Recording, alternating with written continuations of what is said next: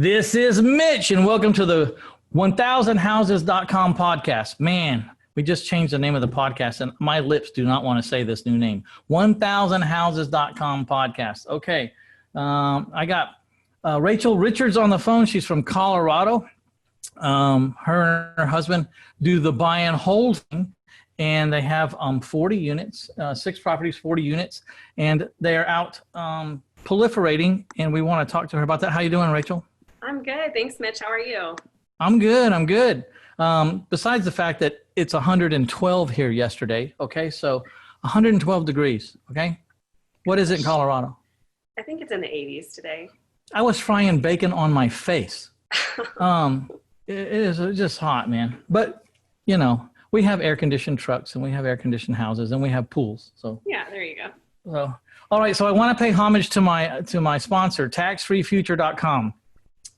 If you don't have a tax-free or tax-deferred retirement plan in which to grow your finances tax-deferred or tax-free, man, you have no idea the size of the tool you are missing in your tool belt. Please check out taxfreefuture.com. IRAs, 401ks, health savings accounts, all tax-deferred. Sometimes, depending on how you look at it, relatively tax-free, depending on your strategies. And there's 37 little video vignettes over there. So if you'll just give your micro information, and I promise we won't send you a bunch of crap every 5 minutes, they'll open up the 37 little video vignettes and show you how you can start with little bitty tiny amounts of monies in these retirement plans and grow them to exponentially. It's very interesting. It changed my life a long time ago. All right, taxfreefuture.com. Enough of that. Rachel, we're back to you now. Back to the important part. Tell us a little bit about how you got started in the real estate business. When was the aha moment?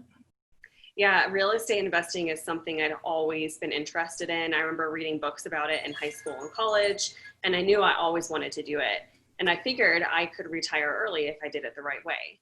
So in 2017, my husband and I purchased our first duplex. We had been looking for 9 months, scouring the market. Deals fell through, offers fell through.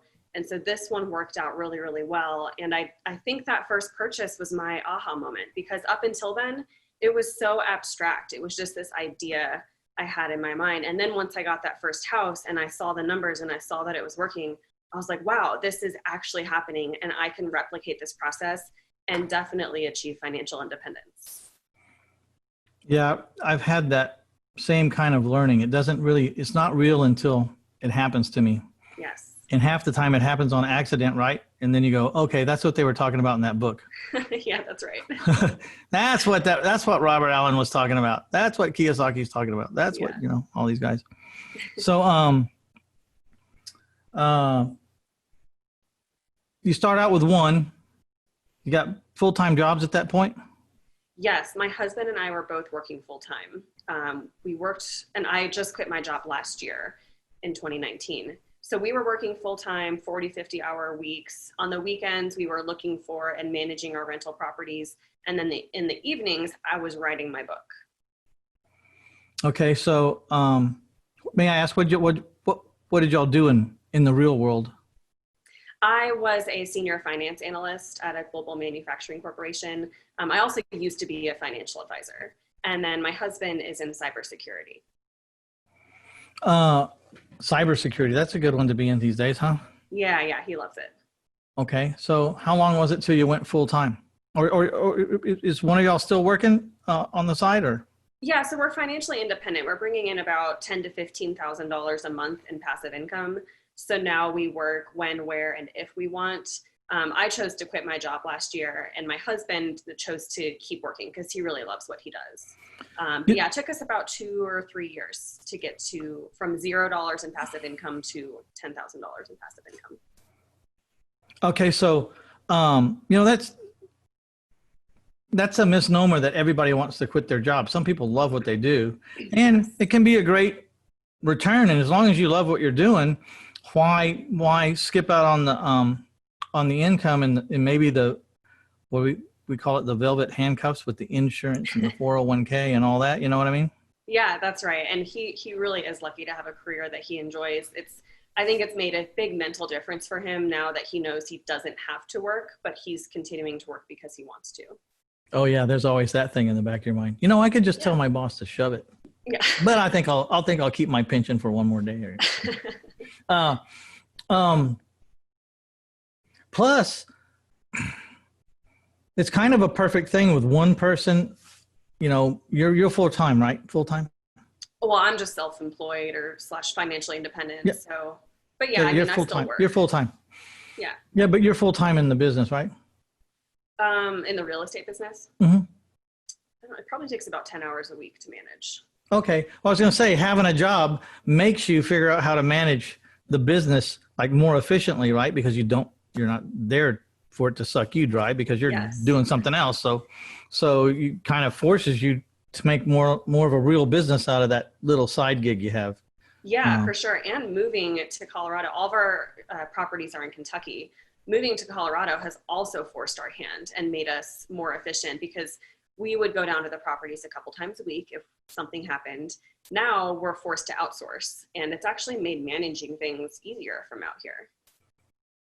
Yes, because even in the business I'm in, which is a seller finance business, but especially in the landlord business.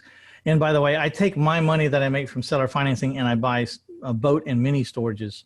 So I still rent a certain product, you know. And I found, since it's my business, my money, and my face on this thing, dealing with tenants is really difficult because they expect more out of me because I'm the owner and I'm supposed to have, you know, I can do anything I want. So they demand more unreasonable things from me. Whereas if I was just an employee, I could just say, look, I'm sorry, I'm looking in my book and it doesn't say I can do that. Yeah, exactly. And that's actually something my husband and I have done well is whenever we're talking to a prospective tenant or a tenant, you know, we kind of present one of us as the property manager and one of us as the owner, because that way we can put a little bit of distance or a wall between us and we can say, oh, you know, let me go talk to the other business owner, or let me ask the business owner if that would be okay. And it just helps us manage the tenants a little bit easier. Yeah. And after 24 years in the business, like I have no patience for people. Like I don't believe anything anyone says anymore. You know, Yeah, I've been lied to so much. Like I'm so jaded that I'm the last guy that you want dealing with a customer because I put up with no bullshit from any of them. You know, I'm just had it. You know, do you know what I'm talking about? Absolutely. I'm jaded too. I mean, yeah, I don't take excuses from anybody anymore. That's what landlording will do to you. I used to be a really nice guy. Now I'm a prick. Yeah. You know, because like the last straw for me, I remember it like it was yesterday. A lady, I went to go collect the mortgage and she came to the door. She had her head shaved and she said she had cancer. And so I let her ride. I told her, let me let this ride for 6 months, you know, out of the compassion of my heart. Mm. And then 8 months later, they still haven't called me or anything. I thought, well, man, maybe she died. So I drove over there to talk to her and I knocked on the door and the mom came to the deal and I said, you know, is so-and-so here today? I'm praying to God she's still with us. And she goes, who? And I said, so-and-so. He says, my daughter? And I said, yeah. And she goes, she never had cancer. And I found out all this time she never had cancer. And I said, okay, that's it. That's it. Oh, that's so messed up. I mean, if I had any compassion left in me for that side of the business, it left that day. It just packed up and just gone. I hear you. That's pretty rough. So tell me about passive income. Is it really passive? That's a great question. And the way I define passive income is that it's money that is earned with little to no ongoing work. It's no get rich quick scheme. I think a lot of people think it's this easy money tree or that it is 100% passive. I think maybe the only 100% passive income stream is portfolio income, where you set your money there, you earn dividends, and you forget it. Yeah, but just mark my words. If you don't watch your portfolio manager, what's going on, your money will disappear. Well, yeah, that's true too. You always have to, there's always an aspect of manage the manager. So that is a good point. Yeah, but we don't want to split hairs, right? But you know, I changed my whole life one time when I read this definition of financial freedom. It said, you know, financial freedom happens when your wants and your needs are exceeded by your passive income. Yes. So I did strike the words passive income and I put cash flow. when your wants and your needs are exceeded by your cash flow. Because I never really see anything as passive. Yeah. Technically, there's no zero down deal either. There's no zero down deal. You're exchanging cash for money, gas, expertise that you learn from courses. I mean, it costs you something just to breathe every day. I mean, if you don't believe me, see how long you can breathe without getting in your wallet. Yeah. I mean, it might be a day, it might be 2 days, but sooner or later, you're going to have to stop what you're doing and go get something. Spend some money. I mean, it takes time or money to create passive income. You do have to invest something. And is it ever truly hands off? No, not in most cases. You know, real estate investing, I always tell people you have to hire a property manager. If you really want it to become more passive, you have to build in the expense of having a property manager, because chances are most of us don't want to quit our jobs to become a full-time landlord, or at least that's not what I wanted to do. So yeah, you'll be managing things. Maybe you'll put in a few hours a month or a couple hours a week. Some people say, well, that's not passive. But in my opinion, compared to a 40-hour-a-week job, it's very passive. Yeah. So I think the idea, though, more accurately, and I've heard someone say it, is that we can do one thing and it pays us for a minimal amount of work for a long period of time, if not forever, right? Because in the rentals, it's forever. In the mortgages, it's just, 30 years or 15 years or whatever. So, once I make a good deal, that good deal is a good deal for a long time. So it's got some upfront work to it. Just like you find a good rental, right? You had to go bust your buns. You went around, you searched, you found, you made offers, you negotiated. Then you went and found the money to fund the deal, right? But now all that work all that activity kind of collapses down.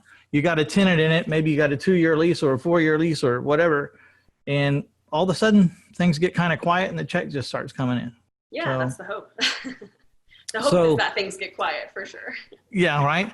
Tell me about your best case scenario. What's one of your best case studies? With my real estate, my investments. Yeah, I would say that very first duplex we bought was our best purchase ever. And we got so lucky in so many ways. But I have my real estate license just for the purpose of me buying my own rental properties. So I've been looking at the MLS. I found this expired canceled listing in this great area of town. And I just started emailing the listing agent and just saying, hey, is this going to come back on the market at all? She said, yes, it will eventually. So I would follow up with her, maybe once every other week just to let her know I was still interested. And finally, when it was time, she reached out to me before relisting it on the market. And she said, hey, do you want to make an offer? Because we're ready. And so I did. And it was because I was so persistent that I was the first one that I was able to make an offer on the property. But it was such a great purchase. It was $100,000. And keep in mind, that's in Louisville, Kentucky. So pretty reasonable pricing, cost of living. And even for Louisville, though, that's a great price. So my husband and I, we put down 20 grand and it was cash flowing $500 per month in profit right off the bat. And fast forward 3 years later, it is now worth about $175,000 and it's cash flowing $800 or $900 a month. So I think the ROI, the cash on cash ROI has been over 20%. And I always tell my husband that's going to be the best investment we'll have ever made. Isn't it funny how the first ones, like sometimes as a coach, I shudder at how much people made on their first deal because they were under completely the wrong illusion of this business. So like that ain't going to happen again for another 10 years, maybe, unless, Yeah. Sometimes the worst thing that could happen to somebody is that they made a really great deal on their first deal. Like, oh my God, these people made $100,000 on their first house and they think every deal is going to be like that. I know. That's true. You have to really set your expectations accordingly. Luckily, I knew that we were pretty fortunate and I was like, I doubt we'll ever have an investment this good again. So, well, I'm sure you will. I'm sure you will, but you're not counting on them being every day, right? So exactly. So, property managers, you hear a lot of horror stories about that, but then also if you get a great one, your life can become pretty simple. So what's the secret to picking a good property manager? Well, because my biggest fear is that it's not their money. They just call people out of the yellow pages and say, the yellow pages, listen, I just dated myself. I'm from the Stone Age. Did you know that? They call people, the high ticket advertiser off the billboards on the highway and just call that plumber to go fix it. Well, that guy's like $200 an hour. They don't watch after my money like it's their money. And so that's my biggest fear. Yeah, 100%. And man, do I have a horror story for you, because I don't maybe know what to do, but I know what not to do when it comes to hiring a property. Tell us the horror story. I want to know. Oh yeah, it was awful at the time, but we can laugh about it now. But we were looking for a property manager, and there was this couple that had been working for us for about a year and a half. They were doing oddball things. They were doing the cleaning at the properties, the lawn maintenance, random things that we asked them to do. Hardest working couple I've ever met. They always went above and beyond. So you can already see where this is going. Yeah, I was starting to laugh. Wow, let's just make them in charge of the books and the money. I'm like, no. Yeah, I know that's what we did. And yes, it's almost embarrassing to admit, because it seems like such a stupid mistake. You know, in retrospect, I was like, man, what were we thinking? But we were just like, well, it's going to cost so much to hire a legitimate property management company. We were thinking at the time, we trust these people, they want the job. And, you know, this way we can pay them less and we can really oversee the way that they are going to run things. So that was our thought. So of course we hired them. It starts out great. And then about 6 months in, my husband goes to collect the rent one Saturday morning at the lock boxes on the property, and notices there's some rent missing. And it's not just the normal tenant paying late. There was a significant amount missing. So of course we're calling our employees, you know what's going on. They're not answering. And it turns out that weekend they stole $6,000 and disappeared. And we found out that they'd been living in vacant rooms on our properties for about a year. So they were just squatting. So that was a disaster. They went on drugs, we found out later. So that's no kidding, right? Yeah, not a surprise. But yeah, you know, we learned a big lesson, which is this is not the place to be cheap. You know, you want to pay more money to have someone that's high quality in place. And you want a property management company that's licensed, bonded, and insured. Because if that's what we had hired and one of their employees had stolen our rent money, they would have been liable for that money, not us. And they would have had insurance to pay it back. Exactly. Yeah. So can I add to that maybe? Sure. Cheaper is not better. And charity has no business in your business. If you want to give charity, then get some money and go hand it to a church or write a check to whoever it is you want to help out. You do not help people with your business, your rental houses, your selling houses. It's a fast way to get in lawsuits or to get yourself over in situations that are very hard to undo. Very hard to undo, especially when the person that you did the favor for now starts expecting certain things and you can't retreat. So please keep charity and your business separate. I'm not saying don't do charity at all. I'm saying, you know, if you want to do some charity, just do it outside the business. The business is business. Sign the papers, do this, you don't do whatever. I also like to say, keep family out of the business. I've had family in my business for a long time, but I will not sell or rent a house to anyone I know or anyone I'm friends with or anyone in my family.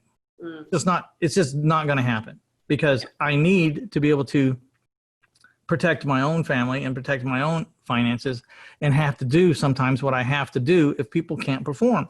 And that gets very cloudy in family situations. Now I say that my wife runs all the books and has run all that stuff forever. And my daughter's been the center of my business for 24 years. It causes it's level now, but there were times in my life when it was very stressful. Yeah, I mean, great advice. Don't mix business and pleasure. Don't mix business and charity.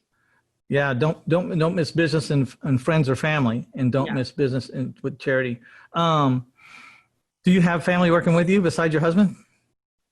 My dad does some stuff for us. Like if we need somebody we trust to be on site for something, since we're out of town now, so he helps us a little bit. But that's really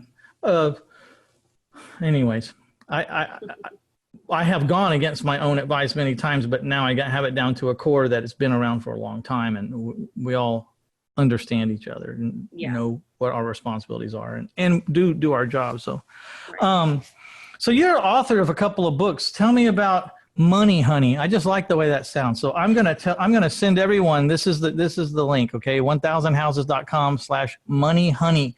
And you can go there and find out whatever it is we're talking about. It'll be over there in the show notes. Okay. So tell me about the book Money Honey. First of all, what inspired it? Yeah. So I was at a point in my life where all my family and friends were coming to me for financial advice, which is great because that's what I love to help people with. And I began to wonder, well, why aren't they reading or learning on their own? And then I realized, oh yeah, personal finance is boring. It's complex, it's dull, it's intimidating. No wonder people don't like to learn about it. So I thought to myself, well, how can I make this topic sassy and fun and simple? And that's where the idea for Money Honey came from. So I wrote it in 2017, I published it in 2017, and it has been more successful than I ever could have thought possible. I think it now has over 550 five-star reviews on Amazon. Wow, that's tremendous. Thank you. Yeah. So is there a trick to getting that many five-star reviews besides writing a decent book? Asking people. I think, that's something that's hard to do, is just send a text or message somebody and say, hey, if you've read this book, can you leave me a review? It's hard to do that. It feels kind of salesy, maybe like you're promoting yourself. But if people have read your book and like your book, they want to help you. I say I'm a self-published author, and these reviews really, really help me out. If you've read the book and you liked it, would you be willing to leave me a review? I mean, that's the biggest thing I did, is just send out one-on-one messages to everyone that read my book. Wow. So are you selling on Amazon too, or what? Yeah, it's all sold on Amazon. I think there's some expanded distribution through. Well, how do you know? Does Amazon tell you who bought the book? No, so you don't get any of that information, but I knew from my social networks and the groups I was involved in on Facebook, when somebody would buy the book or comment, I would message them. Yeah, there you go. So you were just paying attention. If someone said, hey, I read this book, or I read your book, good job, or whatever, then you asked. Isn't that amazing? You won't get anything. You won't get unless you ask. You got to ask, right? Exactly. I mean, let's face it. When you ask, do you say, could you give me a 4.5-star review? No, you got to ask it. I need a 5-star review. I don't need a 4.5. I don't need 4 3/4. I need a 5. Yeah. All right. So what's the basics of the book, Money Honey? It's just about money management. So I go through the basic foundational topics, budgeting, saving, debt payoff, investing, taxes, and insurance. And then there's a strategy at the end for basically putting it all together. Man, it's amazing how many people, including myself, had functioned for years and years and years, if not forever, without a budget. Yeah. I mean, now in my case, it kind of worked in my favor, because I didn't have a budget and I wasn't keeping track of income expenses. I just always figured I was broke. So I was always running lean. I didn't know for 10 years that I was rich. I did not know. had no idea that I was rich. And so for 10 years, I kept plowing along like I was broke.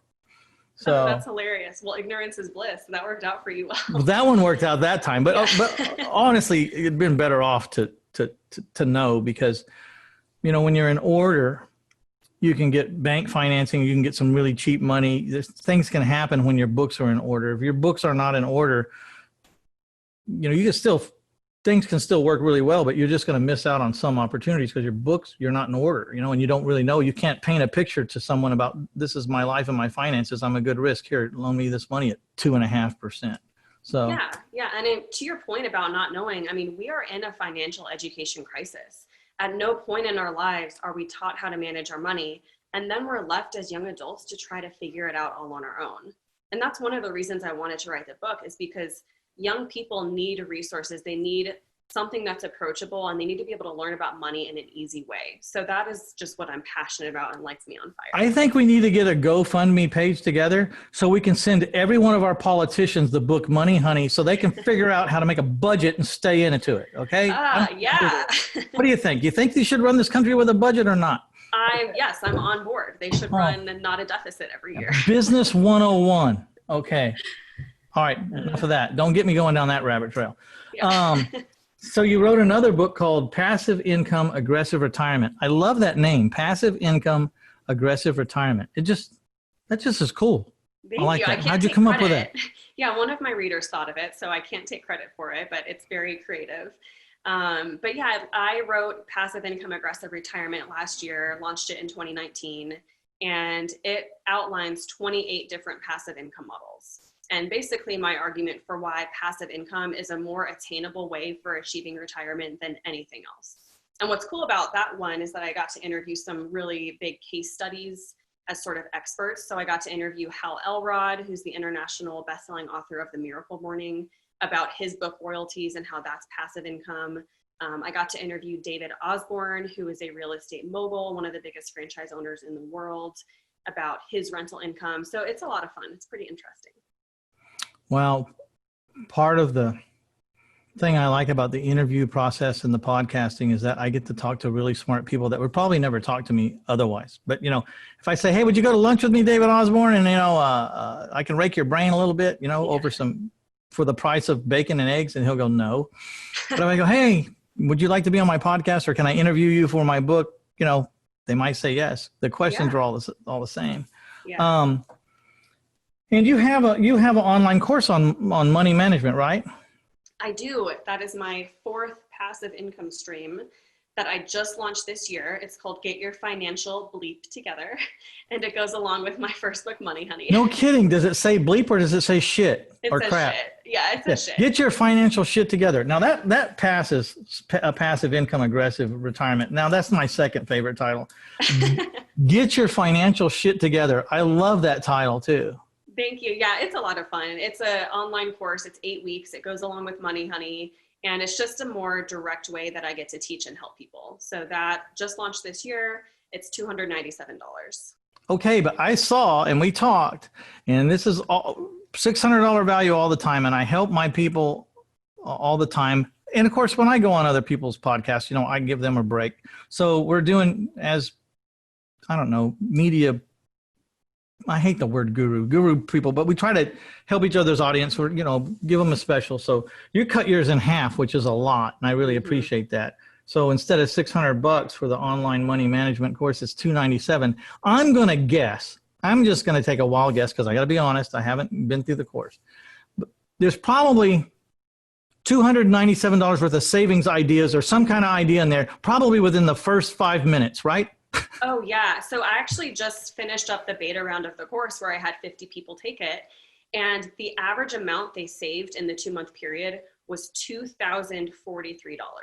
Okay, so you guys, this is not a sale. This is an offer for you to improve your position in life. You start out by putting out $297, and then you get a bunch of ideas that'll help you save. In her case study was $2,000. Now, I'm not going to say that's going to be your result or whatever, but all you got to do to break even on this deal is save $297, which I'm pretty sure is a no-brainer, because if you sit down and talk, and I have sit down to talk to people about budgeting, saving, where you can cut, how you can replace, and all this stuff, usually your eyes are opened really fast as how to save $500 or $600. I mean, like really fast. And a lot of times it's not even the knowledge that's the problem, because we often know what we should be doing. We should be working out every day. We should be eating healthy. We should be saving more money. But it's the implementation that's the hard part. It's doing what we know we're supposed to be doing. So the course is designed to hold people accountable and really help them implement those things. Yeah, well, there you go. So here's the deal. Here's the bottom line. Don't write a check for $297 if you're not going to get off your ass and do something, because then you'll just be out $297. Yeah. But if you plan on doing something about it, then go ahead, because the money's going to come right back. Yeah, it just goes out and then it comes right back, and it keeps coming back for months and months and months and months and months. So, all right. Do you have any advice to I like to talk to the young entrepreneurs or the people just thinking about going into real estate. What's your advice to the newbie? I think there's some advice that's given that I don't agree with. And a lot of people say, hey. Let's talk about that. I want to talk about, I love that. Let's talk about what the bullshit out there, the myth. The bullshit is, hey, quit your job and take a leap of faith and the net will appear. I don't like that either. Yeah, I mean, you have to have a solid plan in place. I was working my job for years before I quit my job. And I didn't quit until I had $10,000 a month in passive income. Now, do you have to get to 10K a month? No. But I would recommend having some type of plan and exit strategy in place. Don't just quit and hope that you're going to be able to make money. Have a plan. Okay, so very good. In my book, I call it the moat theory. M-O-A-T, like a moat around a castle. Let's just picture like you have your kingdom. You got your little castle, you got your chickens and your horses, and you got everything you need inside there. And so you figure out what that is, and then you dig a moat around it, and you fill it up with water and alligators, because you want to protect this thing, because this is where you live. This is your whole little personal economy, right? It's right in there. And you got the drawbridge, and it's up. And when the drawbridge is up, like nothing can really get to it. That's why you want to build this fort like this inside your moat where you're protected. And what Rachel just said she did was she got her moat paid for. $10,000 a month. It's probably more than she needed to live. So when I'm talking about moat, I'm just talking about what it takes to live. Like if you never wrote a check for a bill again, and it could be handled by your CPA from the income that's rolling into your mailbox. What's that number? I call it the freedom number. What's your freedom number? Which means anything over that is disposable. Right, because once your freedom number equals or exceeds your living expenses, you're retired. You're financially independent. You have the option. Yes. Right. And so that's what I'm saying. And so then what happens is instead of this idea of like, let's make $1 million, or I got to make $1 million, I got to come up with this big business plan. At the time I needed to get financial free. And remember the definition, financial freedom happens when your wants and your needs are exceeded by your cash flow. At the time, my wants and my needs were $3,500 a month. All of a sudden, I didn't have to go make this big multi-million dollar business plan. I just needed how to figure out how to get a measly $3,500 to come to my mailbox in the United freaking States of America, okay? In the greatest capitalistic country in the world, I just needed $3,500 a month to come in, less than $40,000 a year. And so all of a sudden, that was my only focus, and I think that's what you did. You said, let's just break this down to the smallest thing and start chiseling on it, right? Yeah, exactly. I mean, there's studies that show that millennials will need to accumulate at least $2 million by age 65 in order to retire.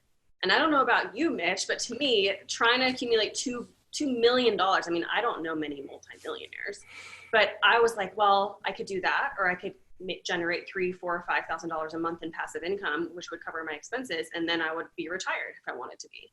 So the latter sounded easier to me. The passive income is the route that I decided to go. So in the moat theory,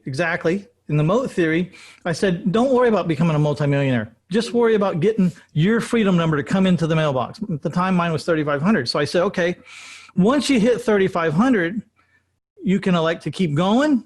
And I would say if your bare minimum bills are 3,500, I'd say you need at least 7,000, right? Because shit happens, cars break, things happen. Get a little cushion in there. And then everything over 7,000 is really R&D money. And this is where it gets interesting. If I save up an extra $15,000 or $20,000 in the account, I can drop the drawbridge, charge out across this frontier of unknown things that can happen, and I can start investing and try things. And if I lose it all, as long as I didn't risk what paid for that moat, what's inside that moat, I can charge back over the drawbridge, pull up the drawbridge, sit in my castle in my air condition, all the bills are paid, and go, what did I do wrong? How did I mess up? Why did they have those weapons that could shoot so far, and how come I didn't know they were there? And then you save up some more and you can go out. It's a way really to fail forward. Like, how do I set myself up so I can go out and learn and I can fail, but I'm not going to be collapsed or have to get a divorce, or I'm not going to go completely under because I failed. And the answer was, protect what's in your moat, get that coming in. And then with your extra money, go experiment and find out what you can do. And the coolest part about being retired, and I bet you this was a problem for you because you seem like a person who really needs to move. You had an extra 2,600 hours a year to work on nothing but what you wanted to work once you got financially free, right? You stopped working for the man or whoever. Yeah. And all of a sudden, you're sitting there with 2,600 hours a year that you could just work on yourself and your businesses. How was that? Tell me how you handled that. Oh, amazing. I mean, a lot of people retire and they want to, retire on the beach or play golf. And that's great, to each their own. But you're right. I get bored so easily. So my true passion is my book business. It's writing, it's empowering young people to learn about money management.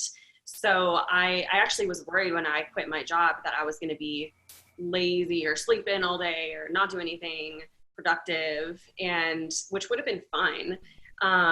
But the opposite happened. So I guess I didn't know myself very well, because I went from working 40 hours a week full-time to working 80 hours a week on my own. And the reason is because first, I didn't have a clear start and stop time to my day. I wasn't going into an office and then leaving an office. But secondly, this isn't work to me. This is fun. This is what I choose to do with my time. And I could work on this book business and helping people with money 12 hours a day. And at the end of the day, be like, man, that was such a fun day. So it's changed my life, and I have a lot of fun doing what I do. Okay. I put this quote in my first book, My Life in 1,000 Houses, Failing Forward to Financial Freedom. By the way, don't hang up after this interview because I want to talk to you about some things. But When my wife read this quote, she said, I think I finally understand you. Because it would be like, you didn't get in until 9 o'clock tonight. What were you doing? I was at a restaurant. I was working. You weren't at a you weren't working. You were at a restaurant. I says, well, I was with, these people that are worth a lot of money and we're having dinner. Well, you were just having dinner. I said, well, yeah, I had dinner, but I was working. It might not look like work, might not have felt like work, but I wasn't there for my health.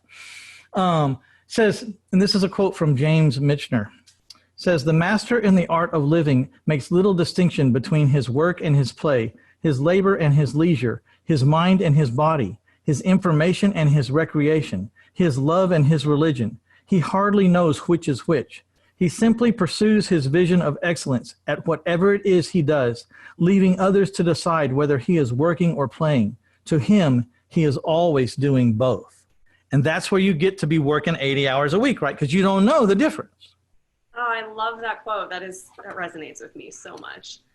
And that's part of what has to happen for people to be really successful in any business, especially, well, I mean, not especially, just in any business, is you got to be turned on by whatever it is you're doing. I mean, you got to really be excited about it. You got to see the potential of it for yourself, and you got to be so enthralled with it that you're putting in, especially in the first couple of years, 12, 14, 16 hours a day, but it can't seem like work because no one can withstand 16 hours a day of something they hate. Yeah. Yeah. Right? So true. Could not have said it better. Yeah. So people ask, how many hours a day do you work? I said, I really don't know because I don't know that I'm ever really turned off. It's just always monitoring in the background. I mean, I might be at the happy hour having a drink. By the way, I quit drinking on August the 1st, 2019. Woohoo. Nice. And smoking on the same day. But I might be there and hear someone say something out of my left ear, and then all of a sudden it's like, okay, this guy needs to know what I'm doing because there's a place for him, and I'm on work. So I don't know. It's a way of life. Yeah. So do you have to get a lot of sleep at night, or are you a night owl? I'm a night owl, but it's been one of the things I've done since I quit my job is I don't set an alarm anymore. And so I wake up when the sun comes in my bedroom window. Normally it's like 7 a.m. or something, but man, that has created such mental clarity and peace for me. I sleep better than I've ever slept. Well, that's cool because you're rewarding yourself by saying, I'll do whatever it takes, and I can do it in the time that I give myself, but I'm going to sleep till I'm not tired anymore. And then you wake up full of energy, and it's a real reward. I love that. My wife, when I retired her, she used to get up at like 6. I don't know what happened, but the minute I retired her, she started getting up at 5:30. I don't know what happened. I said, you've done this all wrong, woman. That's hilarious. We even took the shot. We took the shotgun and we put it in the back of the limo, and we put the alarm clock in the back of the limo, and we drove to a shooting range, and I put the alarm clock on top of a wooden post, and I gave it to my shotgun to my wife, and we shot the alarm clock. And then she got up by instinct without an alarm clock every day after that at 5:30. Oh my gosh, that's hilarious. I love that retirement celebration though. That's brilliant. Yeah. Oh, it gets worse. She wouldn't quit, so I called her boss and quit for her. It was you can just imagine how well that went over, right? Oh, that's hilarious. I can relate. It's scary to quit your job. It took me an entire year after I first started thinking, okay, it's time to quit. It took me a year to actually go through with it. Yeah, but at least you have an entrepreneurial spirit or some entrepreneurial bones in your body. Like she has none. And she's totally a pack mule. I mean, I'm not saying that indignant. I'm just saying she just will carry whatever load you put on her back. She'll take it all the way up the mountain.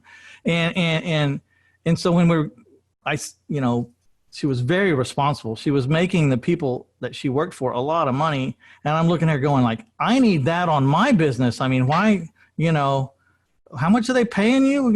And so then I said, I'll pay you $5,000 more than that. She goes, well, how are you going to pay me? I said, man, I've made more in the last 2 months than you've made in the whole year. What do you mean? How am I going to pay you? Yeah. So I called up her boss and I said, hey, this is Mitch, Tommy's husband. He said, yeah, what's going on? And I said, what do I owe this, pleasure to? And I said, I'm just calling to give my wife's give her 2-week notice, my wife's 2-week notice. And he goes, does your wife know? I said, no, not yet, but I just want to make sure, like, how much time do you need? Because if you need a month or whatever, I mean, you've been really good to her. We're not going to do anything. But he goes, isn't this going to cause you a problem? I said, for a little while, but he says, why are you doing this? And I said, we both know how much money and what she's worth. And I need her working for our company, not your company. It's just as straight as I can tell you. Yeah. She needs to be working for us, not you. Yeah. And he said, if I was you, I would have done it a long time ago. And I said, well, I've been thinking about it, but this is a pretty ballsy move. So that's awesome. That's seriously awesome. I hesitated a little bit there for a while because, she wasn't going to quit. I was trying to get her to quit. She wouldn't. So I just finally called up and quit for her. Believe me, I wasn't a very popular person at my house for a while. Well, it sounds like you're lucky to have her, and you guys make a good team. 30 years. Okay, so far and counting. All right, my friends. So I want everyone to go to 1000houses.com. Money Honey. Check out the 2 books, Money Honey and Passive Income Aggressive Retirement. Keep an eye out for this girl, Rachel Richards. She's coming. She likes to write. She's writing some more books. Who knows? Maybe we'll do something together one day. All right. Thanks, Mitch. I appreciate you having me on. Hey, all right. Thank you so much. I forgot the one last thing. Oh, yeah. The money management course, $297. Go to 1000houses.com/money honey and check that out. I see that money coming right back. If you do what it takes and send it out, I'm sure it'll come right back. This is Mitch Stephen with the 1000houses.com podcast. I'd like to thank my sponsor, taxfreefuture.com. Please, you have no idea what your financial advisors are not telling you. We're going to tell you what they're not telling you. We're going to tell you why they're not telling you. And we're going to tell you what to do about it if you want to. And then it's all up to you. But it'll all make perfect sense. Go to taxfreefuture.com and see what tax deferred or tax-free retirement accounts can do for you. All right, we're out of here. Bye now.